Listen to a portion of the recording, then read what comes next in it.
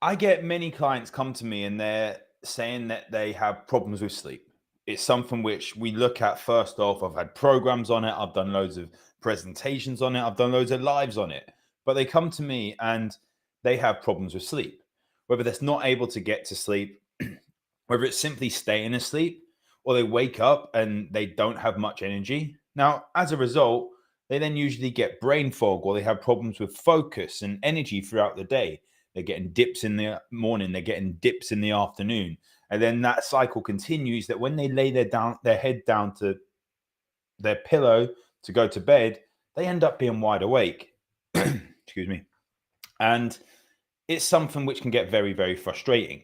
It's also one of the many signs of burning out that I speak about over and over and over again. Now, luckily for my clients and for people around the world, that you can do something about this. You absolutely can do something about it. And it doesn't ironically happen overnight, but following these habits, following these things that I speak about with them, we get them to sleep through the night. We slowly improve their sleep. Then they get further through the night. Then they sleep all the way through the night. Then it's regular that they sleep all the way through the night. And if they don't sleep through the night, they know why. Maybe they've had a really late night. Maybe they've gone to the cinema, or like myself, when I go to the football, it's hard with the floodlights because there's more blue light exposure. So it can impact our sleep if we don't have the right routines. Or maybe there's been alcohol, parties, all these different things. But they know why that they haven't slept through the night. And when they come to me, the first thing we look at is what they're currently doing food wise. Now, I see a regular pattern with a lot of people.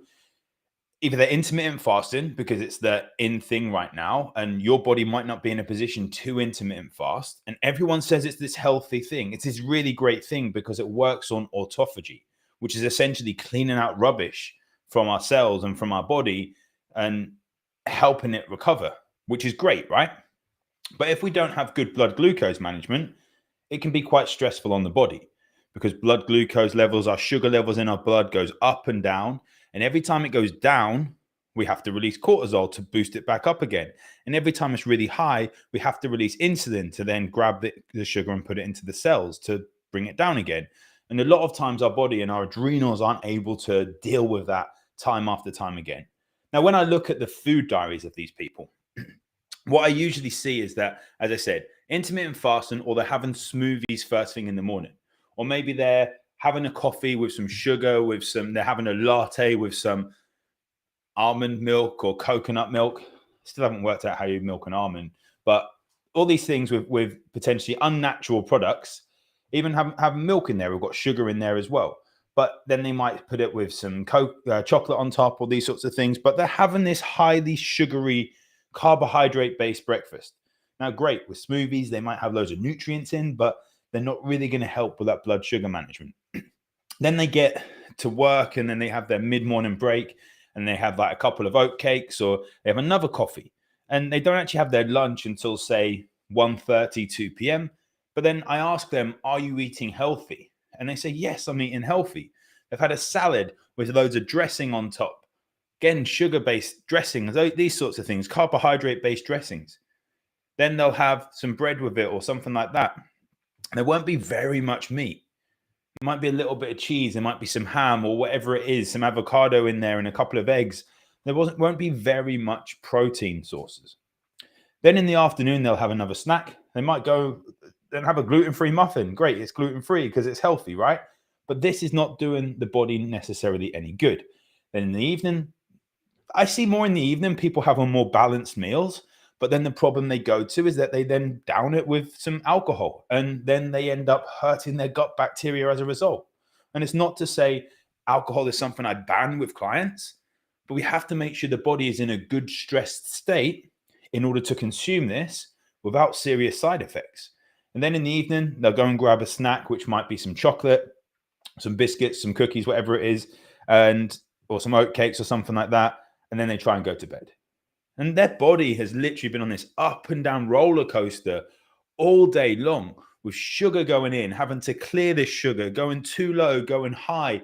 And they end up being what we call hypoglycemic, or even reactive hypoglycemia. So basically their sugar is just going all over the place when they eat food. And what our body needs to do is not to say these spikes of glucose are necessarily bad to a degree. It's the amount of times we are spiking these glucose levels. And it's the types of food we're spiking them with, causing our body to release high levels of insulin, which is stressful on the adrenals. And it cannot be doing this over and over again every 2 to 3 hours. And then when it gets low, as I've said, we release the stress hormone cortisol. And that is stressful on the body because that's one of the things which boosts our blood sugar levels. Now, we want to have slow increases and decreases. We want to keep it as steady as possible throughout the day. So what do we do with that? Well, the first thing we look at is what people have for breakfast. Now, chances are with these people, they've gone intermittent fasting on an intermittent fasting protocol purely because of the fact that they feel sick when they try and have some protein in the morning. Now, that's actually a sign that you need to have it because we need to balance our blood sugar levels. I don't force people to have it. I just bring their food time slowly backwards. They're eating at 12, we might eat at 10, then 9, then 8. Slowly bringing it backwards, and maybe it'll be a protein shake first. And then they will build up to more solid food. Having like eggs and bacon and some like vegetables and things like that in the morning, great. They're going to help you so much with balancing your blood sugar levels, proteins and fats. This is what I talk about with my clients with my 4-pillar foundations, that if we have all of our meals based around 4 pillars, we always have a good protein source. We always have a good fat source. We always have good levels of fiber from vegetables, maybe some low glycemic fruit, and we always have green veggies in there, some leafy veg and things like that. Now, if we have that as a foundation for all of our meals, we're going to have much steadier blood glucose levels throughout. So then in the evening, if we want to have this jacket potato, or we want to have some fries that are fried in some healthier oils, or maybe we want to have a couple of slices of bread if you don't react to it, then you're going to have much less of a response to your body with blood glucose management going up and down. And as a result, you're going to have much steadier energy levels. And as a result, you're going to have less brain fog, and you're going to be able to concentrate and get more done in much less time. Because after all, that's what we're all wanting to do, right? We want to get things done in a compounded amount of time. And then if you've got problems with waking up, you will sleep through the night. You won't need as much coffee, and you won't need to crave all these carbohydrates and snacks. As people say, oh, I crave all this food. I don't want to cut this out. I don't want to cut that out. Because some of it is just emotional connection, and some of it is your body is simply craving it because of those blood sugar levels. Now, with the brain fog side of things, I have a presentation talked about burnout, because all these things are signs that your body is on the route of burning out. And this presentation, is this burnout?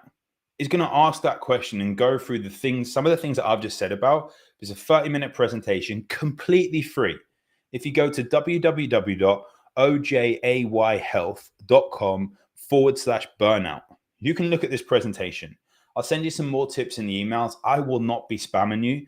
I will send you some tips in the emails, and you can always hit reply. You can hit reply and ask me questions. Drop me some messages on social media. Drop me some messages in the website.